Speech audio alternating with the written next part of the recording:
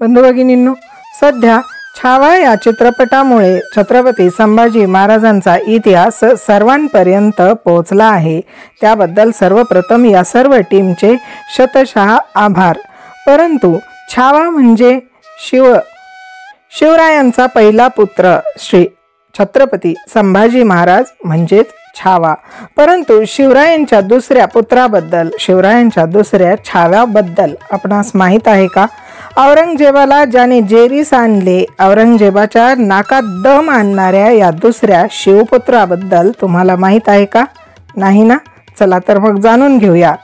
नमस्कार, जेतू जेतू हिंदू राष्ट्रम या यूट्यूब चॅनलवर आपले पुन्हा एकदा हार्दिक हार्दिक स्वागत। या व्हिडिओमध्ये आज आपण पाहूया की औरंगजेबाच्या नाकात दम आणणारा दुसरा शिवपुत्र, दुसरा छावा म्हणजे कोण? छावा चित्रपटाच्या निमित्ताने का होत नाही, परंतु संभाजी महाराजांच्या शौर्याबद्दल सगळ्यांनाच माहिती मिळाली। त्यांनी धर्माच्या रक्षणासाठी आपला जीव पणाला लावला। मात्र त्यांच्या मृत्यूनंतर हे स्वराज्य कुणी टिकवलं माहिती आहे का? स्वराज्य रक्षक ताराराणी भोसले यांनी हे स्वराज्य राखलं। मात्र त्यांच्यापूर्वी शिवबाचा आणखी एक पुत्र, शिवरायांचा दुसरा छावा या स्वराज्यासाठी धारातीर्थी पडला होता।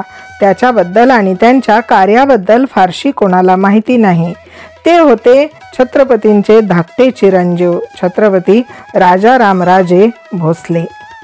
छत्रपती शिवाजी महाराज आणि सोयरा राणी यांचे सुपुत्र म्हणजेच राजारामराजे। 11 मार्च 1689 मध्ये छत्रपती संभाजी महाराजांची निर्घृण हत्या करण्यात आली। यानंतर स्वराज्य हादरले।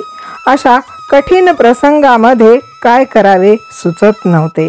अशा वेळी महाराणी येसूबाईंनी एक निर्णय घेतला, तो म्हणजे छत्रपती राजारामराजे यांचा राज्याभिषेक। या प्रसंगी रामचंद्र पंत अमात्य, संताजी घोरपडे, धनाजी जाधव, शंकराजी नारायण, प्रल्हाद निराजी यांच्या मदतीने महाराणी येसूबाईंनी राजारामराजेंचा राज्याभिषेक केला। राजारामराजांनी कायम भरताप्रमाणे राज्य केले। आपला भाऊ म्हणजेच छत्रपती संभाजी महाराज इथे नाहीत म्हणून मी काही दिवस ही स्वराज्याची गाडी सांभाळतो आहे, असे ते नेहमी म्हणत असत। अशातच मुघलांनी आक्रमण केले आणि त्या आक्रमणामुळे राजाराम महाराजांना रायगड सोडून जिंजीला जावे लागले। छत्रपती संभाजी महाराजांच्या पाडावाने औरंगजेबाला असुरी आनंद झाला होता, परंतु राजाराम महाराजांना कैद करता येत त्याला नव्हते आणि तीच गोष्ट त्याला खटकत होती। छत्रपती संभाजी महाराजांच्या मृत्यूनंतर कठीण परिस्थितीत मराठ्यांचे नेतृत्व राजाराम महाराजांकडे आले होते आणि यावेळी त्यांचे वय तरी किती होते? अवघे 19 वर्ष। राजाराम महाराज रायगडावरून निघून नोव्हेंबर 1689 मध्ये जिंजीला आले आणि मग जिंजी हीच मराठ्यांची राजधानी झाली। जिंजीला 3 लाख होणांचा खजिना होता, तो मराठ्यांच्या कामी आला। राजाराम महाराजांनी जिंजीला राजदरबार भरवला। त्यांनी रामचंद्र पंत अमात्यांना हुकुमतपणा हा किताब दिला। संताजी आणि धनाजी यांना सेनापतीपदी नियुक्त केले। शंकराजी नारायण, नेमाजी शिंदे, हनुमंतराव घोरपडे अशा विश्वासू माणसांना सोबत घेऊन त्यांनी जिंजीवरून राज्यकारभारास सुरुवात केली। जिंजीचा किल्ला बलाढ्य होता आणि तो जिंकण्याची जबाबदारी औरंगजेबाने दिली होती जुल्फिकार खानावर। रामराज महाराजांना पराभूत करण्यासाठी हा जुल्फिकार खान बरीचशी फौज घेऊन जिंजीला आला आणि जिंजीच्या किल्ल्याला त्याने वेढा दिला। हा वेढा सलग 8 वर्ष चालू होता। राजाराम महाराजांनी या जुल्फिकार खानाला अधूनमधून तहाची बोलणी करून झुलवत ठेवले आणि हा वेढा अतिशय यशस्वीपणे हाताळला।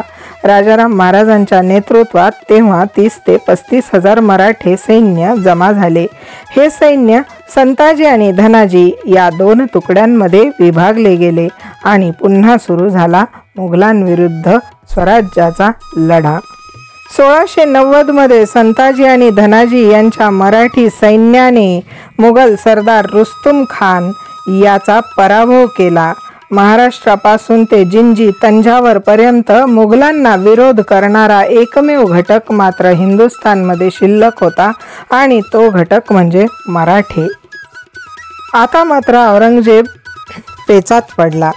तो उत्तरेकडील सरदारांकडून पैसे मागू लागला, कारण मुघलांच्या सैन्याचे पगार थकले होते। मुघलांचे सैन्य हत्ती, घोडे, उंट मारले जात होते। मुघल मराठा संघर्षाचे हे स्वरूप म्हणजे साधन सामुग्री आणि सहनशक्ती यांची परीक्षा होती। सर्व मुघल सैन्य या प्रदीर्घ युद्धाला कंटाळले होते। जवळजवळ 27 वर्ष युद्धजन्य परिस्थिती या सैन्याने हाताळली होती। आणि इकडे मात्र रामराजेंच्या नेतृत्वाखाली संताजी आणि धनाजी यांनी मिळून कासिम खान, इस्माईल खान, हिम्मत खान, खानजादा खान अशा मुघलांच्या अनेक नामवंत सरदारांचा पराभव केला। कासिम खान आणि हिम्मत खान हे मुघलांचे अव्वल दर्जाचे सेनानी होते। ते मात्र संताजी आणि धनाजी यांच्याकडून मारले गेले। त्यामुळे मुघल सैन्यामध्ये एक भीतीचे वातावरण तयार झाले होते। जिंजीच्या वेढ्यातून राजाराम महाराजांनी स्वतःची सुटका करून घेतली आणि ते विशाळगडाला आले।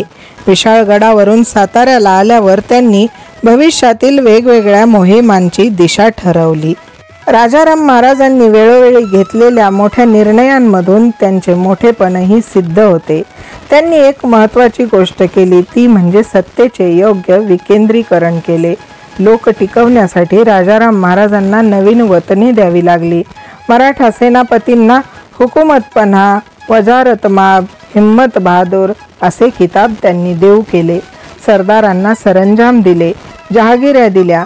एका परिपक्व आणि कसलेल्या राजाने जे कर्तव्य पार पाडायला होते ते कर्तव्य राजाराम महाराज अगदी व्यवस्थित पार पाडत होते। राजाराम महाराजांच्या पत्रावर 2 मुद्रा उमटवलेल्या दिसतात। या दोन्ही मुद्रा संस्कृतमध्ये असून त्यामध्ये खालील श्लोक आहेत। पहिल्या मुद्रेवर आहे श्रीपती पच्चंद्रलेखेव वर्धिष्णु विश्ववंदिता शिवसुरोनीय मुद्रा राजारामस्य राज्यते, म्हणजे प्रतिपदेच्या चंद्राप्रमाणे कलेने वाढत जाणारी, उत्तरोत्तर पौर्णिमेच्या चंद्राप्रमाणे परिपूर्ण होऊन सकळ विश्वाला वंद्य होणारी शिवाजी महाराजांचे पुत्र राजाराम महाराजांची ही मुद्रा लोककल्याणार्थ विराजत आहे। आणि दुसऱ्या मुद्रेवरती श्लोक होते ते असे, श्रीधर्म प्रद्योतिता शेषवर्ण दाशरथेरिव राजा रामस्य मुद्रेय विश्ववंद्या विराजते, म्हणजेच धर्माला उत्तेजन किंवा प्रोत्साहन देणारी दशरथ पुत्र श्रीरामाप्रमाणे संपूर्ण विश्वाला वंदनीय असणारी राजाराम छत्रपतींची ही मुद्रा अगदी मानात शोभत आहे।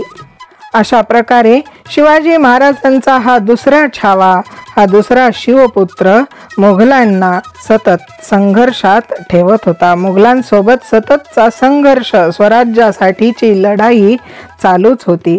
परंतु अशातच काळाने घाला घातला। राजाराम महाराजांच्या आजारपणामुळे त्यांचे कमी वयातच सिंहगड किल्ल्यावर निधन झाले आणि सर्व भविष्यातील ज्या मोहिमा होत्या त्या मात्र सत्यात उतरू शकल्या नाहीत। कमी वयातच काळाने घाला घातला असला तरीही शिवरायांच्या या दुसऱ्या छाव्यामध्ये शौर्याची तसूभरही कमी नव्हती। शिवरायांच्या या दुसऱ्या छाव्यानेही औरंगजेबाच्या नाकात दम आणून सोडला होता। कदाचित यामुळेच सध्या एक वाक्य खूप चर्चेत आहे की शौर्य अगर कम पड़ जाए तो मराठा साम्राज्य पढ़ लेना, अपने आप शौर्य आ जाएगा। छत्रपती श्री संभाजी महाराज यांच्या सोबतच शिवरायांच्या या दुसऱ्या छाव्यालाही शतशः नमन।